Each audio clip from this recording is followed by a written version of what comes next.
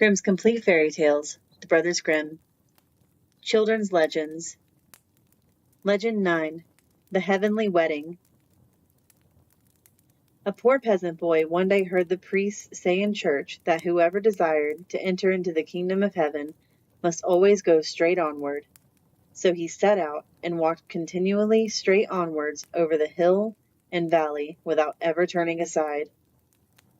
At length his way led him into a great town and into the middle of a church, where just at that time God's service was being performed.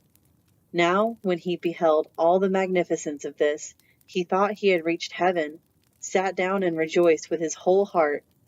When the service was over, the clerk bade him go out. He replied, "No, I will not go out again. I am glad to be in heaven at last." So the clerk went to the priest and told him that there was a child in the church who would not go out again because he believed he was in heaven. The priest said, "If he believes that, we will leave him inside." So he went to him and asked if he had any inclination to work. "Yes," the little fellow replied, "I am accustomed to work, but I will not go out of heaven again." So he stayed in the church, and when he saw how the people came and knelt and prayed to Our Lady with the blessed child Jesus, which was carved in wood, he thought, "That is the good God," and said, "Dear God, how thin you are!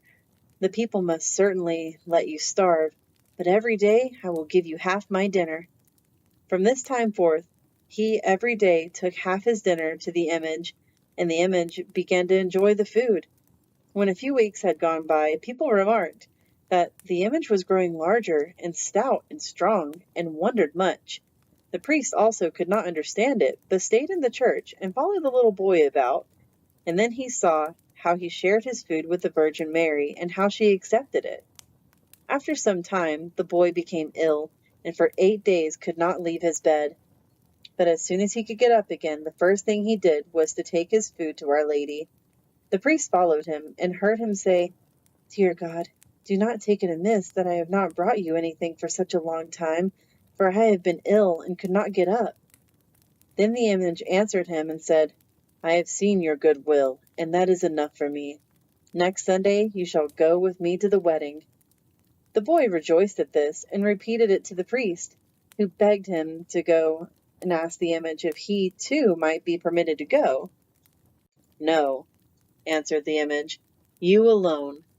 The priest wished to prepare him first, and gave him the Holy Communion, and the child was willing, and the next Sunday, when the host came to him, he fell down and died, and was at the eternal wedding.